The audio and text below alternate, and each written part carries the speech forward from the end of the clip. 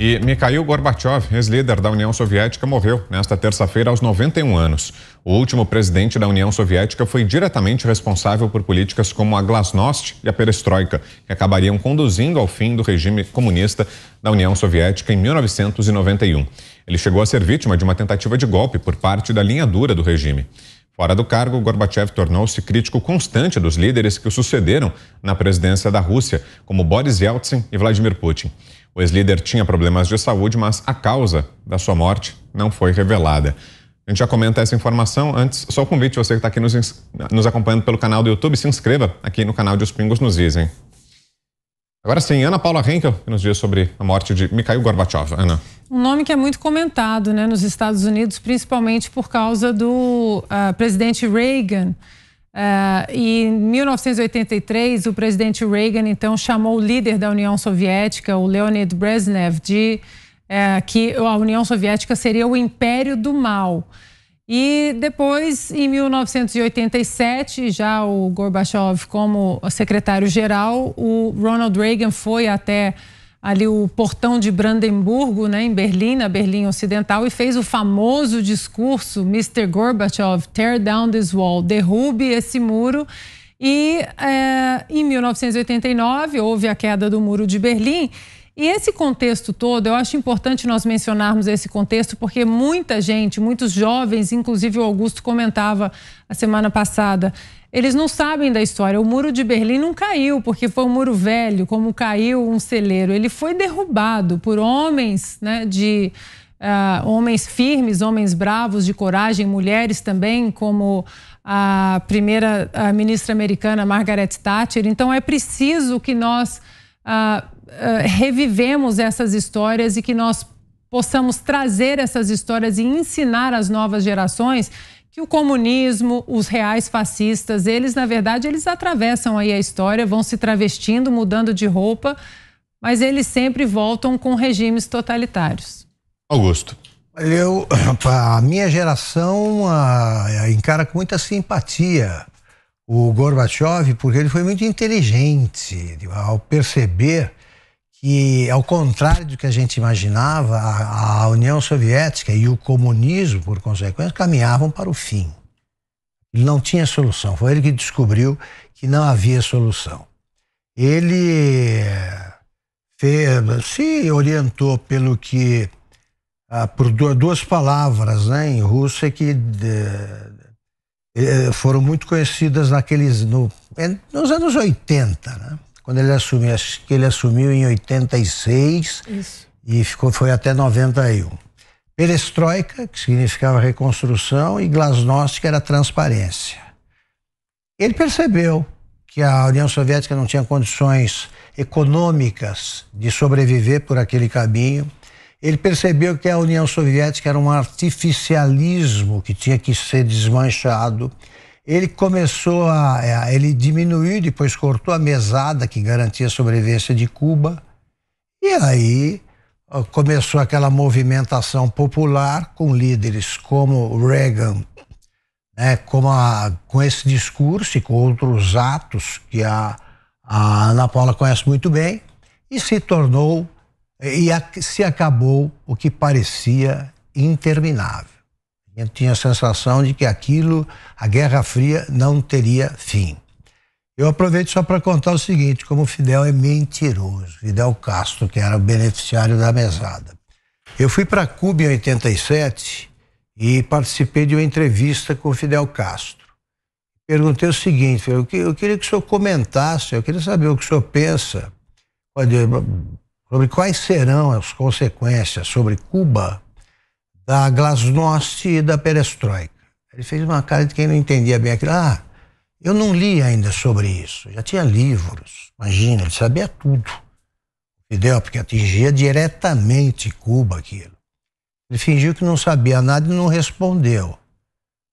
Cuba viveu a maior crise até encontrar outros padrinhos, com a Venezuela, foi por um bom tempo. O Cuba viveu a maior crise da história, crise econômica. E também ficou claro que Cuba, sem patrocinador, é inviável. É uma ilha literalmente ali no meio de um mundo que entendeu que você pode ir aperfeiçoando o capitalismo, mas é o único regime viável. O comunismo não é. Então, só por não resistir à realidade, ele merece ser lembrado aí nessa história que tem como protagonistas Reagan e poucos estadistas aí agiram com a energia e a coragem do presidente americano. Mas o Gorbachev não resistiu. E isso foi um gesto de lucidez, uma decisão sábia que impediu mais um conflito armado. Para os apaixonados de história como eu, tem no funeral do presidente Reagan em 2004, quando ele morreu, a CNN fez todo o trajeto do corpo chegando em Los Angeles, indo até para o Reagan Library lá em Los Angeles. E quem fez todos os comentários durante horas na CNN americana foi o Gorbachev. Muito emocionado ali, né, de ver Exatamente. O presidente e contando as histórias também, como eles acabaram se tornando amigos mais tarde. Ele, a primeira-ministra britânica Margaret Thatcher e também o próprio João Paulo II. E pagou um preço por isso, pela lucidez. Ele não foi eleito presidente da Rússia quando se candidatou. Não foi eleito. Pois é, o presidente Gorbachev, né, ele realmente foi uma figura muito importante, né, para o século XX.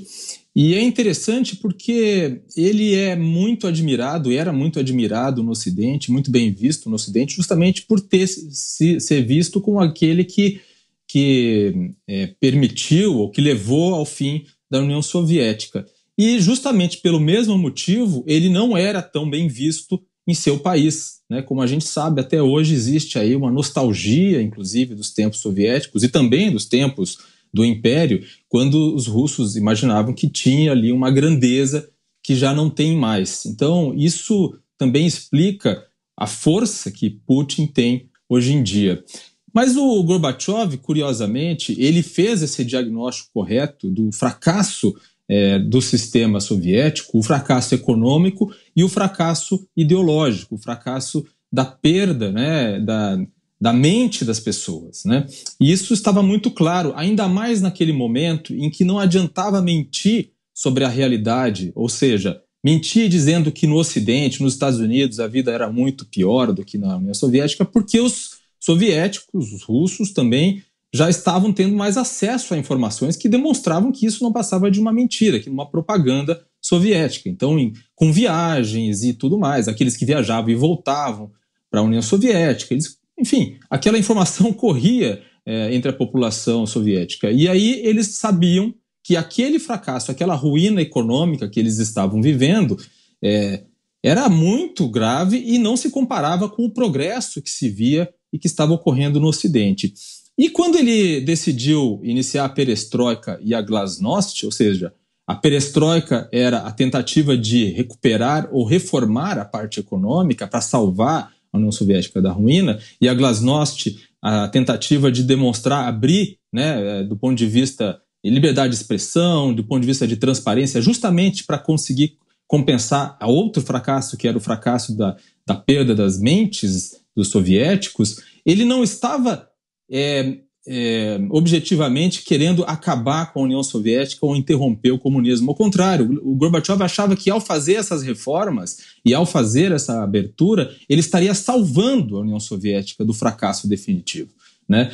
Obviamente não deu certo, porque o fracasso era tal que mesmo reformando pontualmente não era possível fazer. E o Muro de Berlim caiu muito em função dessa visão do Gorbachev, porque ao adotar, por exemplo, a glasnost, lembrando que ele começou a abrir os arquivos de Stalin que revelaram a grande repressão e os crimes de Stalin, e ele abriu isso para a população soviética, enquanto a União Soviética ainda estava, né, ainda existia. Então, os europeus do leste perceberam, inclusive os alemães da Alemanha Oriental, perceberam que não havia mais a disposição da União Soviética de reprimir qualquer movimento popular que ocorresse no leste por abertura, como ocorreu na Primavera de Praga, por exemplo, com tanques soviéticos na República Tcheca. Então, o que aconteceu? Os alemães, quando decidiram ir em direção ao muro, depois de protestos que começaram lá em Leipzig, que começaram justamente pelo desejo, né, de querer viajar, de poder sair do país, quando eles foram em direção ao muro, eles já não tinham mais esse temor de que a Rússia fosse esmagar aquele movimento. Então foi justamente essa sinalização de Gorbachev que permitiu que o Muro de Berlim caísse, e o resto é história. Antes do seu comentário, Zé, vamos só acompanhar esse vídeo que a Ana mencionou da queda do Muro de Berlim. Já temos aqui. Mr. Gorbachev. Mr. Gorbachev, tear down this wall.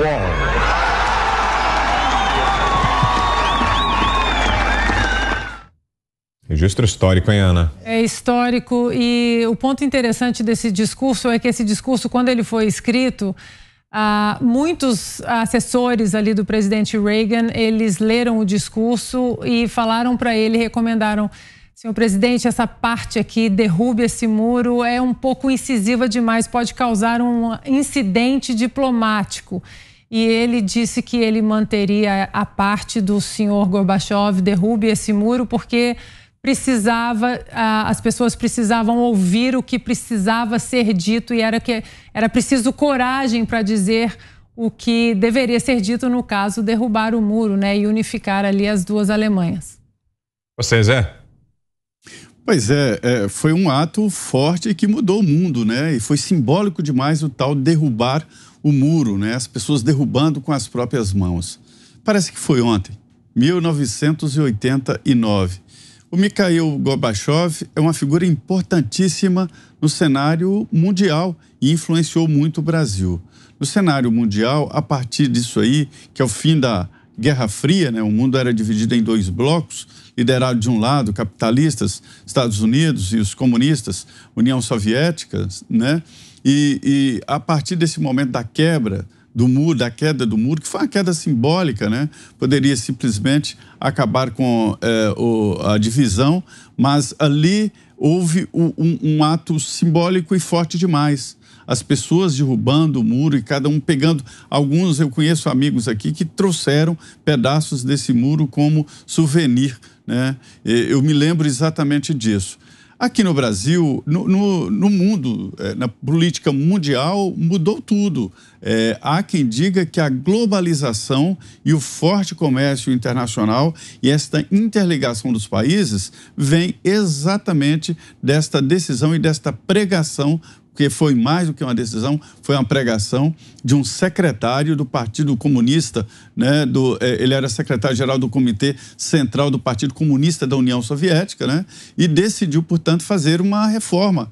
E esse reformismo acabou vindo para o Brasil. Eu me lembro, o Partido Comunista do Brasil, alguns entraram nessa proposta de fazer a reforma, de mudar a cabeça, e alguns do PCdoB, não, isso é novidade demais para mim, e continuaram no PCdoB, e aí o Partido Comunista, que hoje é o PPS, né? O Solidariedade, o PPS, para se ter uma ideia de como influenciou o mundo inteiro. Portanto, ele é um personagem central no fim da Guerra Fria, dessa coisa ridícula de separação dos mundos, e acabou o pensamento dele sendo refletido em todos os países, com reflexos aqui no Brasil. Até hoje se discute sobre esse reformismo.